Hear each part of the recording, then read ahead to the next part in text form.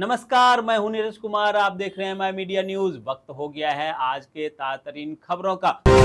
America द्वारा trade tariff बढ़ाने के रूप में व्यापार बाधा खड़ी करने के बाद भारत ने मुफ्त व्यापार समझौतों एफटीए के जरिए निर्यात बढ़ाने की कोशिश तेज कर दी है। इस तेजी के एक झलक इन बातों से समझ में आती है कि सोमवार को ब्रुसेल्स में भारत यूरोपीय यूनियन के बीच एफटीए के लिए 14वें दौर की वार्ता शुरू होगी। खाड़ी देश के कतर में एफटीए वार्ता को आगे बढ़ाने के लिए वाणिज्य मंत्री पीयूष गोयल दोहा पहुंच चुके हैं। वहीं इंग्लैंड के प्रधानमंत्री कीर स्टारमर इसी हफ्ते भारत आने वाले हैं और उनके साथ वार्ता में एफटीए के क्रियान्वयन पर भी फोकस की उम्मीद है। इससे पहले 1 अक्टूबर को यूरोपीय union free trade association EFTA के साथ भारत का व्यापार समझौता लागू हो गया, जिसे पारंपरिक एफटीए से बढ़कर माना जा रहा है। हालांकि इन समझौतों पर आगे बढ़ना आसान नहीं है, लेकिन विशेषज्ञों का कहना है कि मौजूदा परिस्थितियों में निर्यात बढ़ाने के लिए यह जरूरी है। प्रधानमंत्री नरेंद्र मोदी कल बुधवार को नवी मुंबई एयरपोर्ट का उद्घाटन करेंगे, जहां 1160 हेक्टेयर में फैला यह एयरपोर्ट 19,647 करोड़ रुपए की लागत से बनकर तैयार हुआ है। जयपुर के सवाई मानसिंह अस्पताल के आईसीयू वार्ड में शॉर्ट सर्किट से आग लगने से अफरा तफरी मच गई।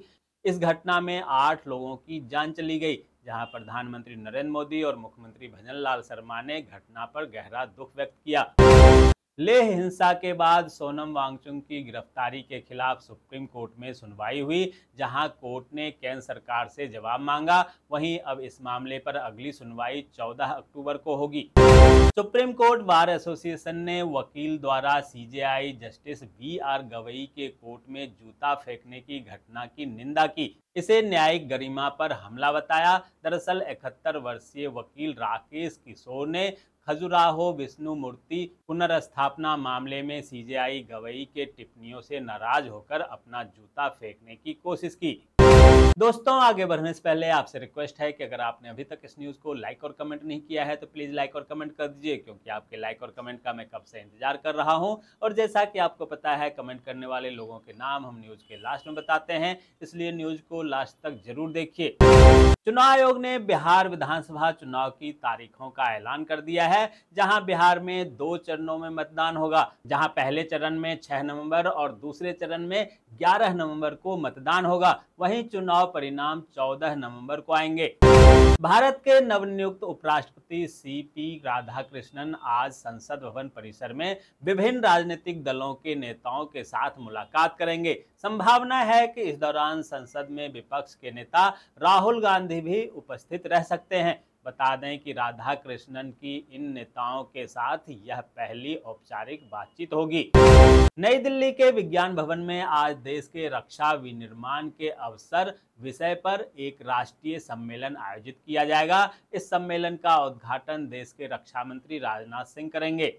उत्तर प्रदेश के सभी 75 जिलों में आज योगी आदित्यनाथ सरकार धूमधाम से वाल्मीकि जयंती मनाएगी, जहां योगी आदित्यनाथ सरकार ने निर्देश दिया है कि हर जिले में दीप प्रज्वलन, रामायण पाठ, भजन कीर्तन और सांस्कृतिक कार्यक्रमों के साथ जन सहभागिता सुनिश्चित की जाए। मुख्य आयोजन चित्रकूट के लालापुर स्थित वाल्मीकि तपोस्थली में होगा, जहां स्थानीय कलाकार आध्यात्मिक प्रस्तुतियां देंगे। केंद्रीय वाणिज्य एवं उद्योग मंत्री पीयूष गोयल कल से 2 दिवसीय कतर के दौरे पर आए हुए हैं, जहां दोनों देशों के बीच मौजूदा व्यापार बाधाओं और गैर शुल्क मुद्दों के अलावा व्यापार और निवेश के अवसर बढ़ाने पर चर्चा होगी।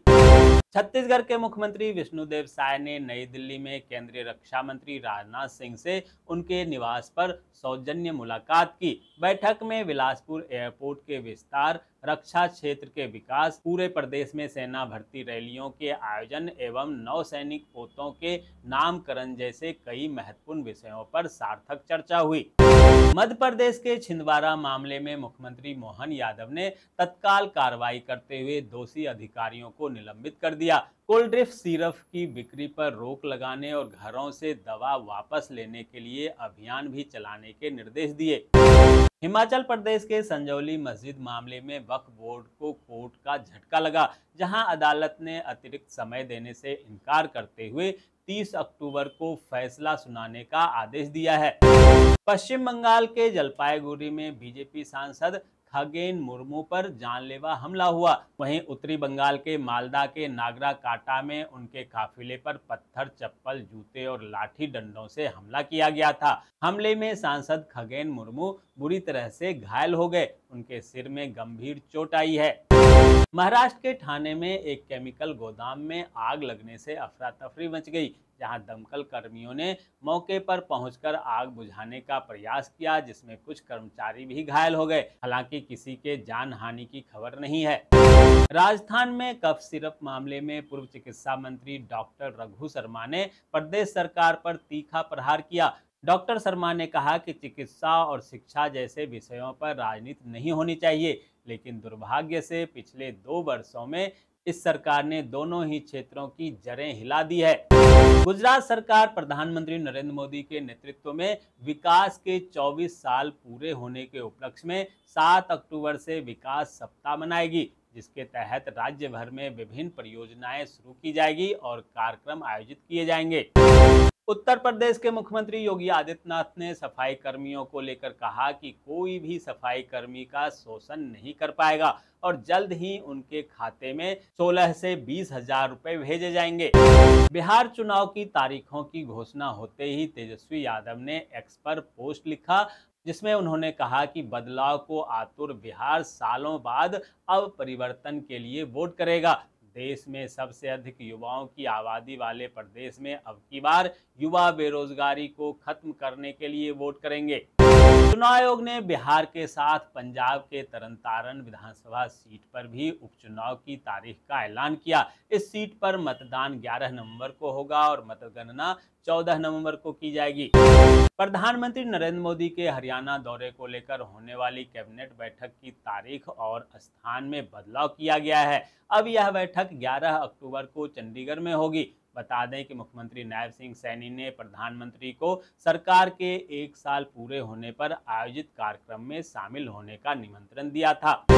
उत्तराखंड पावर कॉर्पोरेशन ऋषिकेश में विद्युत वितरण प्रणाली को सुदृढ़ करने के लिए भूमिगत केबलिंग परियोजना पर काम चल रहा है।